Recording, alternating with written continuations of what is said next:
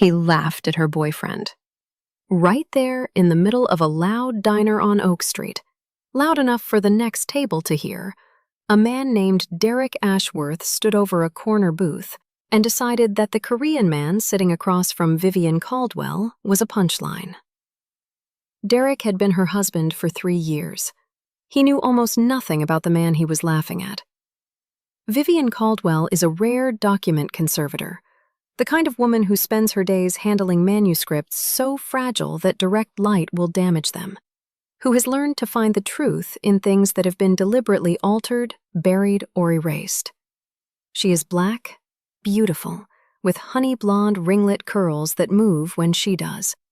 And she spent 3 years in a marriage to a man who was quietly stealing from everyone around him, including her. She found out on a Tuesday afternoon, when she came home early and the car in the driveway was still warm. 5 days later, she ended the marriage at his parents' dinner table. She named names. She slid a photograph to the center of the linen tablecloth. Then she walked out. 3 days after that, she went to a boutique on Michigan Avenue to return a coat she'd been told she had no business wearing. She wasn't supposed to meet anyone. She wasn't supposed to be anywhere but gone. And then she bumped into a man at a cufflink display. A man with a koi fish tattoo climbing the left side of his neck, a charcoal overcoat, and the kind of stillness that doesn't come from calm, but from control. And everything that Derek Ashworth thought he understood about his ex-wife's future was already becoming the most expensive mistake he would ever make. But what Derek said when he walked up to that booth, and what happened the moment he said it. Before starting the story, comment down below where you are watching from and what time it is there.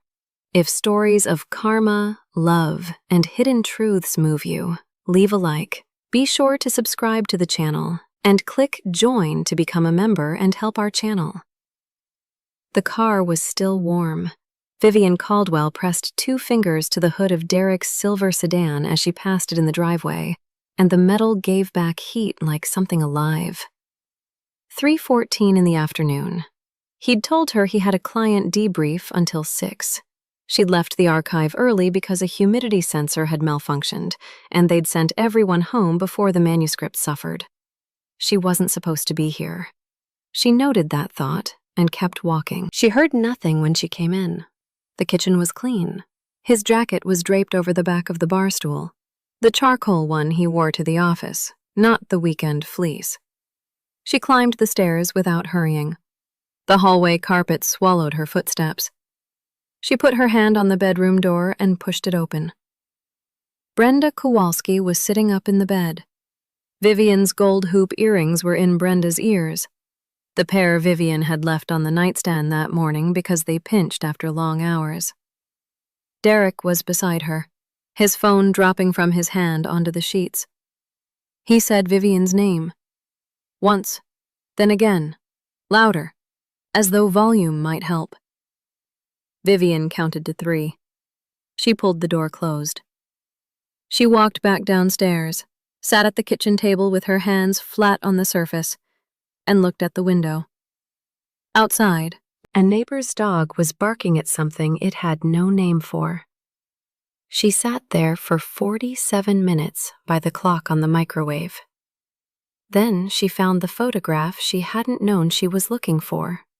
A receipt with a name on it, pulled from Derek's dry cleaning pocket 2 months ago, photographed and filed under nothing, because she hadn't been ready to read it. She was ready now. She had spent 14 years training herself to identify damage that looked invisible to the untrained eye. Ink bleeds through paper in patterns that tell you the age and origin of a document, the pressure of the writer's hand, whether the words were chosen slowly or written in a rush. She had learned to read things that did not want to be read. She should have applied that skill closer to home. She hadn't. That was the part she would carry for a while. On Friday evening, she drove to the house in Naperville with the black dress on and a sealed envelope in her bag. Derek's parents had done these monthly dinners for 20 years. Linen tablecloths, crystal glasses, a centerpiece from whatever was blooming or dying in the garden. When Dorothy Ashworth asked Vivian to say grace, the table went quiet in that expectant way. 8 people with their hands in their laps. "I have something to say first," Vivian said. She named 3 dates. She described 3 locations. She slid the photograph to the center of the table. Not at Derek, not at his mother. Just to the center, where everyone could see it.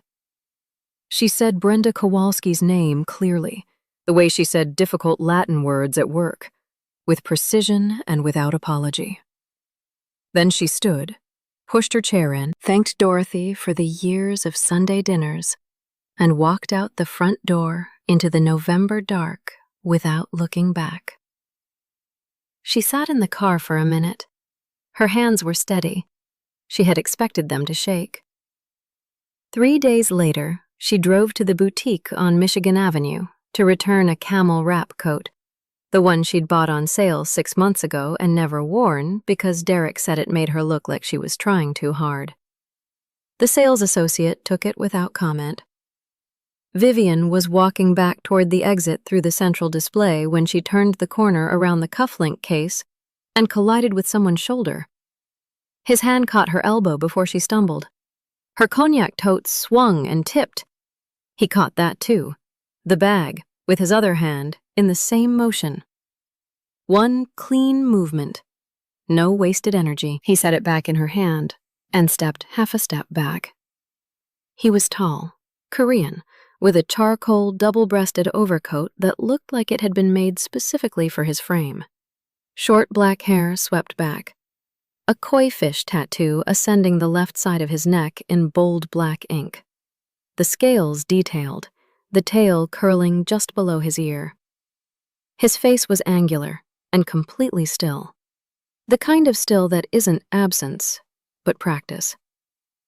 "I'm sorry," Vivian said, the reflex of a woman who had spent years apologizing for occupying other people's paths.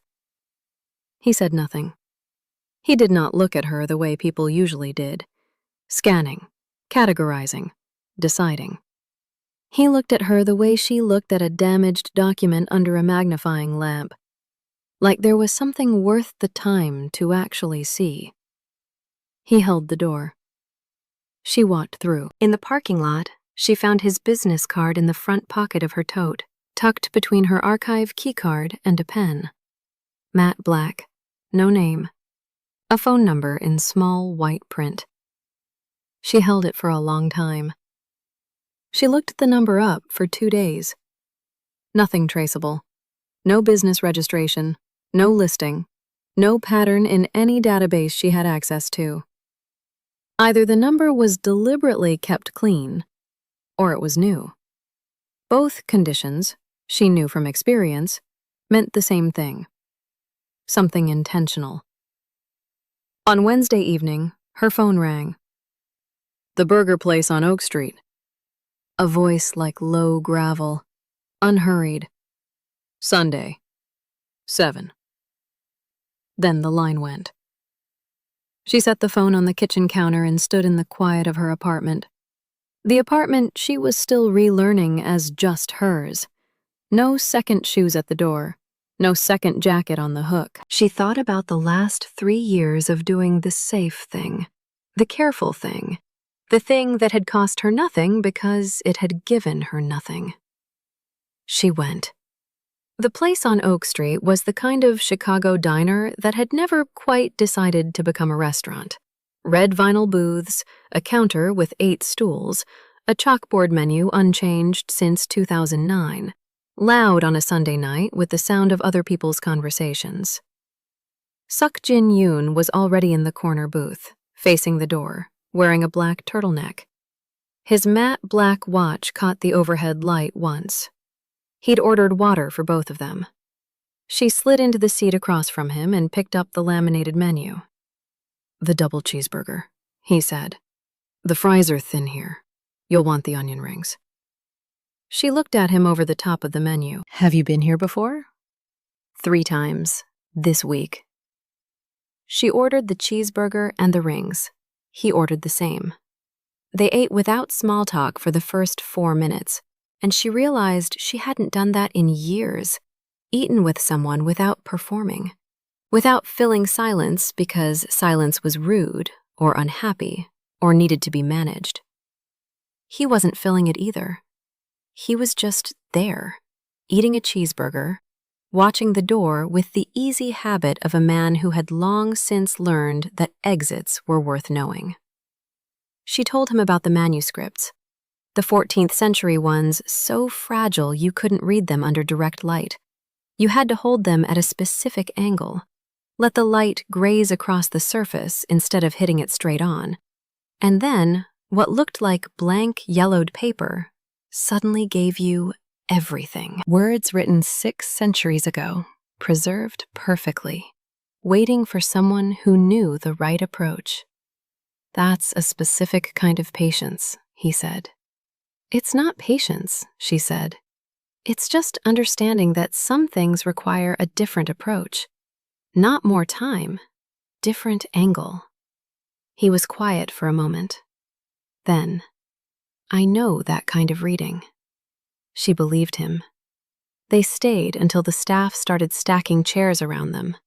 He walked her to her car and told her his name, Seok-jin, and spelled it without being asked, because she would want to know how it was written. She drove home with the radio off, but this time not because she was bracing for something. The hollow feeling was smaller. She noticed that. The following Sunday, same booth, same order, 20 minutes in, the door opened, and she heard a laugh she would recognize in any building, in any city. Derek Ashworth came through the front door with Brenda Kowalski on his arm. Khakis, blue Oxford untucked, Friday night casual. He scanned the room, found her eyes across the diner, and she watched the moment surprise became calculation, and calculation became the performance of ease. He crossed the floor without hesitation. Vivian, loud enough for the next booth to hear. Moving on fast, huh?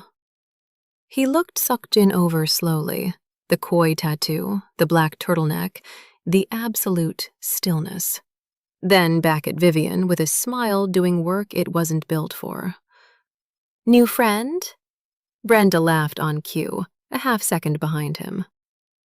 Seok-jin set his burger down. He looked at Derek with an expression that had no temperature in it at all. Derek Ashworth, he said, in the level tone of someone reciting an address they memorized long ago. All-State Regional Office on Wabash. You process commercial property claims. Derek's smile collapsed at one corner. He built it back with effort. Do I know you? The front door opened again. Paul Yoon came through in his black suit, one step ahead of a second aide, and walked directly to the corner booth. He leaned down beside Seok-jin's ear. 4 words, maybe 5. Seok-jin nodded once, a movement like punctuation. Derek was looking at Paul. Something in his face shifted in a way that Brenda didn't catch, but Vivienne did. She had 14 years of training in reading what damage looks like when it's been carefully hidden. His left hand closed around the back of the booth seat. He was holding on.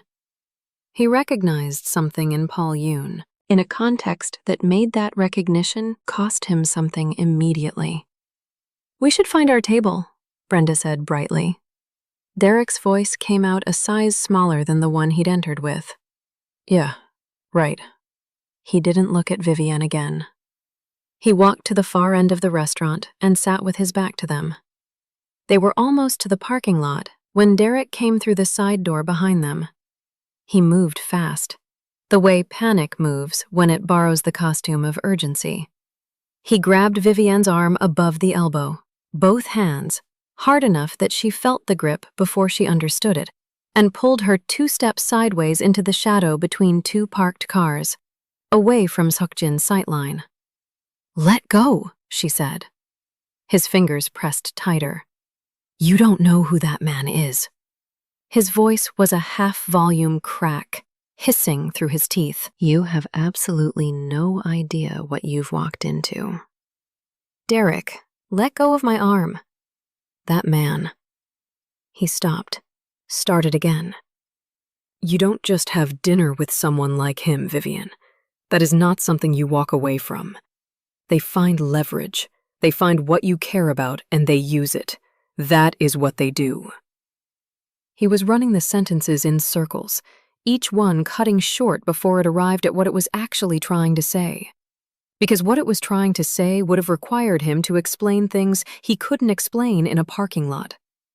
His eyes kept going to where Seok-jin stood by the car, hands in his overcoat pockets, watching the street, and then back to her. Not concern. Fear.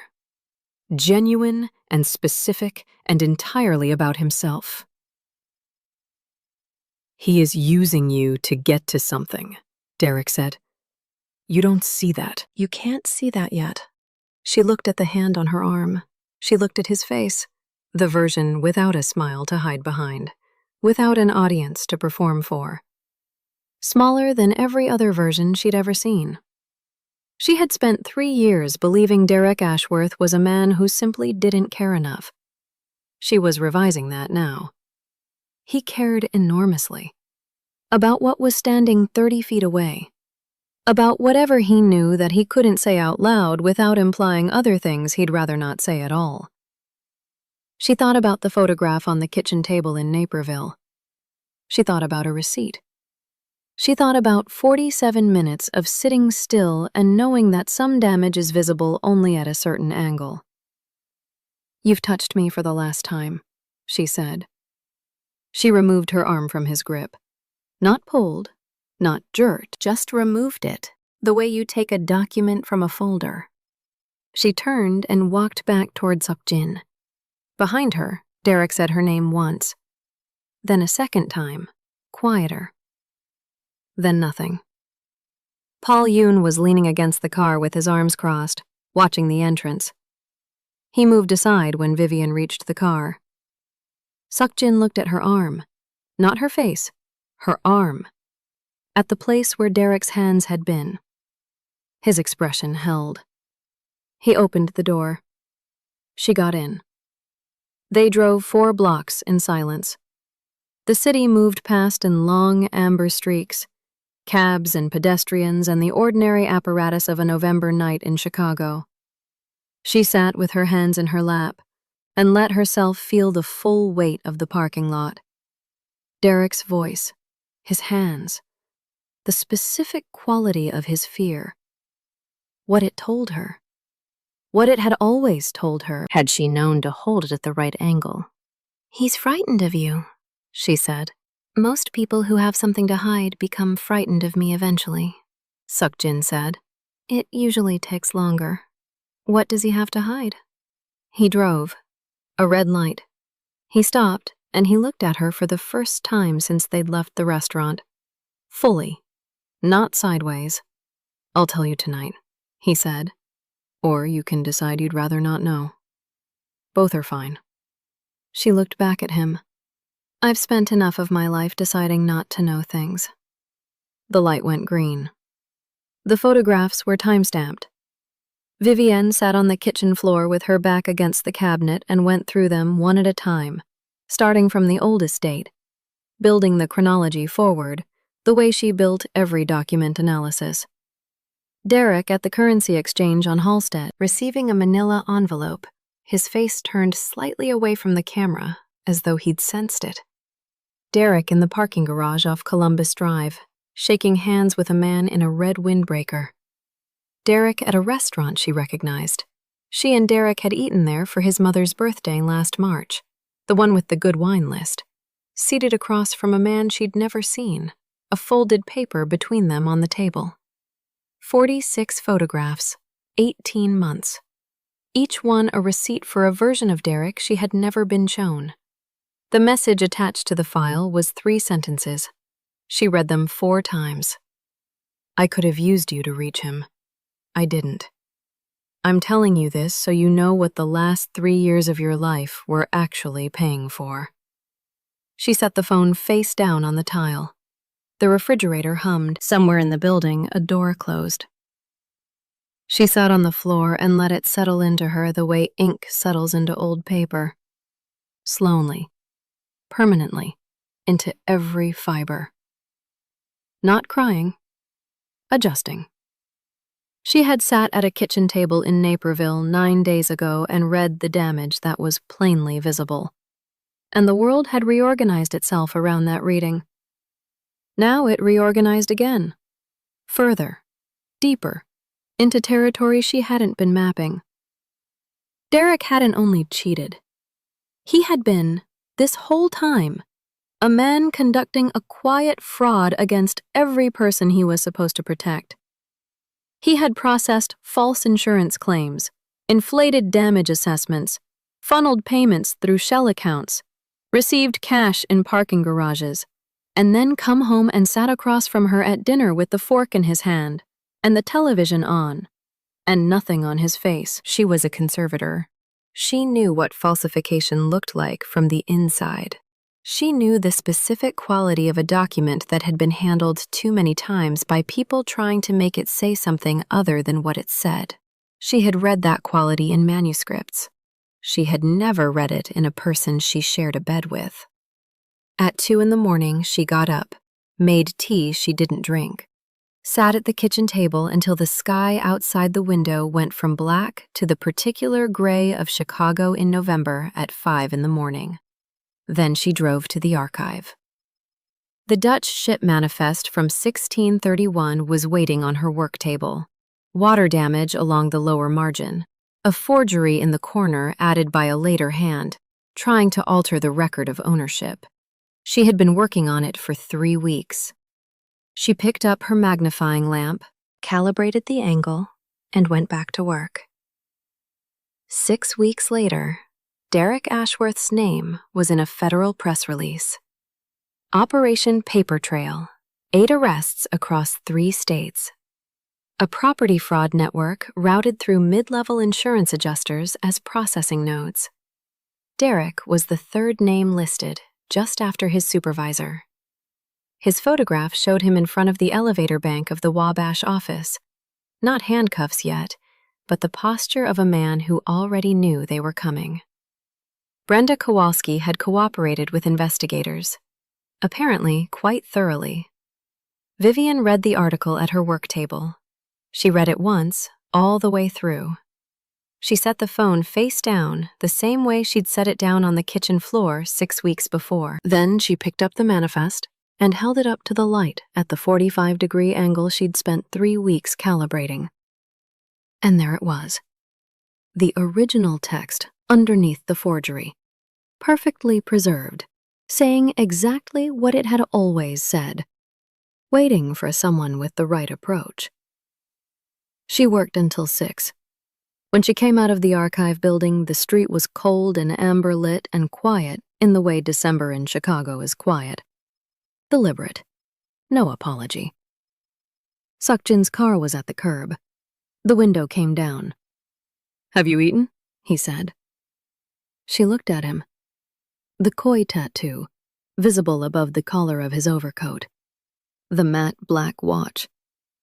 The stillness that had never once been absence. She pulled her coat closed. She got in.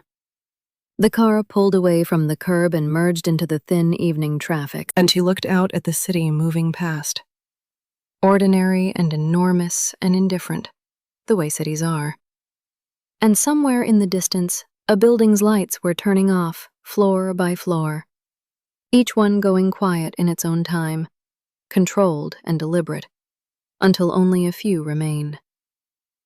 She had spent 3 years trying to be the kind of woman Derek Ashworth deserved.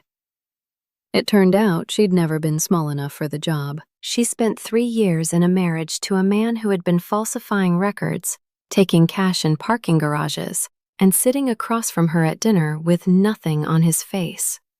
She hadn't seen it. She was a conservator. 14 years of training to identify damage that looks invisible. to read things that don't want to be read, and she hadn't read him. That was the part she said she would carry for a while. And then a man she'd known for 9 days sent her 46 photographs, 18 months of evidence, and 3 sentences she sat on a kitchen floor at 2 in the morning to absorb. I could have used you to reach him. I didn't. I'm telling you this so you know what the last 3 years of your life were actually paying for.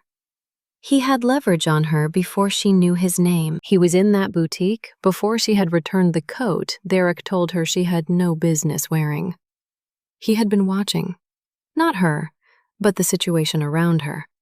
And at some point, he had made a decision that nobody asked him to make, and nobody would have known if he hadn't. He chose not to use her. Then he chose to tell her, because she deserved to know what she had actually been living inside. 6 weeks later, when Derek Ashworth's name appeared in a federal press release, third on the list, posture of a man who already knew the handcuffs were coming. Vivian read the article at her work table, set the phone face down, and went back to the manuscript she had been calibrating for 3 weeks. She worked until 6. When she came out of the building, his car was at the curb. The window came down. Have you eaten? Not a grand gesture, not a speech. Just a man who had been there, quietly, consistently, without asking for credit, at the moment she walked out of the building into a city that had reorganized itself into something more honest than the one she'd been living in. There is a name for what he did from the moment he caught her tote in that boutique. It isn't tactics. It isn't performance.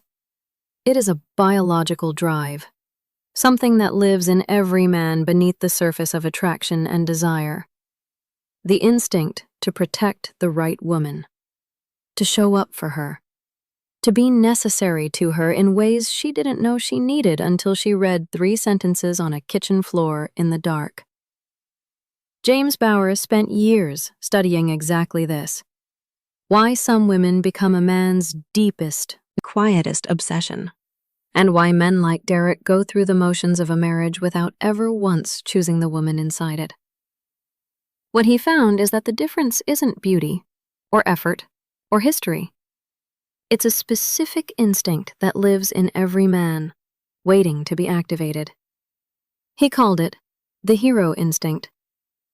And in his secret obsession, he teaches women the exact signals that trigger it. The phrases, the patterns, the kind of presence that makes a man decide you are worth protecting before you know you need it. The QR code is on your screen right now. The link is also in the description and in the pinned comment below. His secret obsession. $49. 60-day guarantee. Instant access. You've spent enough time being careful for people who didn't deserve the silence. If this story moved you, stop for a moment and reflect. Have you ever spent years being careful, doing the right thing, keeping the peace, not making a scene, only to discover that the person you were protecting that silence for never deserved it?